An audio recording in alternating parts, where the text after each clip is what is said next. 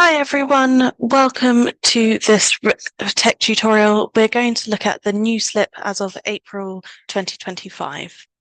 Okay, so first of all, we start off on our homepage. As it was before, you go to My Tutoring and then Slips. You can see here in the same way it's got active, submitted, approved, returned, and all. We're just going to go to a brand new one here. So I'm going to click this one. In the same way, you click present, planned absence, or unplanned absence. Planned absence is if the college has told you that this is a planned absence, and that would mean that the student would have had to have sought permission. Unplanned absence is if a student hasn't turned up after 15 minutes and you have not been informed. For the purpose of this, I'm just going to put present. And then in the same way with timekeeping, we're just going to put whether it's on time or how late is late. So on time. And then we're in. So as you can see, this is a slightly different format, and we now have these 4 tabs for each slip. The first tab is information, and actually the tab that's opened on is performance. And the reason for that is that the information tab is very basic information about the course. You can't edit this. And if you ever notice that it is wrong, please do contact tutor support, as this is not editable from your side. But it will open on performance, and performance should seem relatively familiar to you. Instead of words, we now have numbers. So that's one major difference. And we now have the descriptors for each one. So if you click info, it will come up with what is a 5 for each of these kind of different parts, what's a 3 and what's a 1. And that should help you decide which grade you should give for that particular part of the performance. And you can obviously close it by just clicking that X. So you just open it and then close it. So in the same way, you can just tick the boxes as you did before. So that's pretty self-explanatory. However, you do have to put in descriptors if you click a 5, a 1, or NA. And in the same way as before, you need to fill in 100 characters for this to be able to submit. For the purposes of this, I'm just going to click them all as 3. And then don't make the mistake of going down here and submitting. You need to then go to the next bit, which is independent prep. So you'll see at the top, there is an overall bar for you to talk about independent prep. This is the same as the performance tab. And I'm just going to click 3 for this.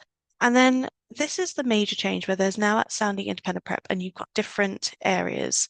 So there is outstanding, marked, postponed, written off, future, historic, and all. Now, in this case, I have some future homework which isn't due for a little while now.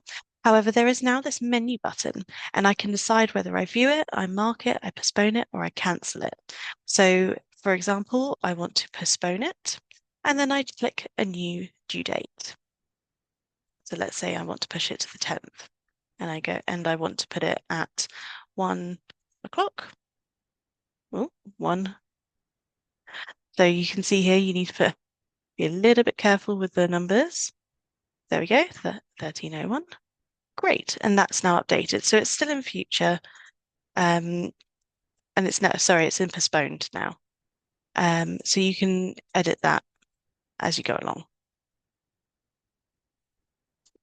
In the same way, you can set independent prep. So this is at the bottom here. You can do this in the same way. So let's say I want to submit, I want them to do reading assignment of the workbook.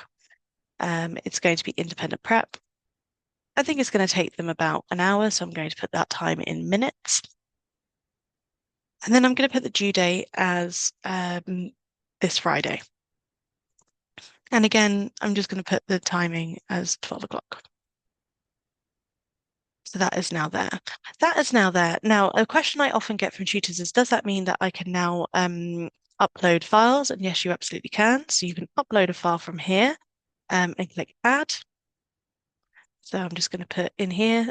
So let's say this is the homework file and the description is this is the workbook pages I want you to read.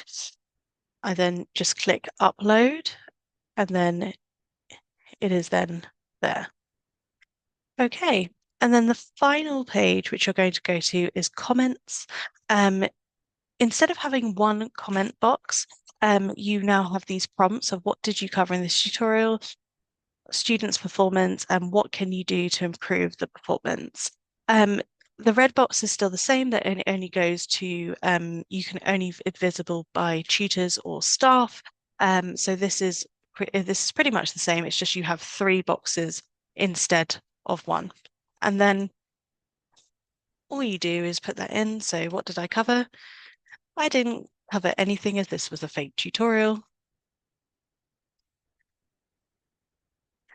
The student wasn't real, so it's very difficult to determine performance. How can student improve their performance? By being a real student. And then we just click submit. Do I wish to submit this slip? I click yes, and off it goes. And then it will go into your submitted tab as it has done so before.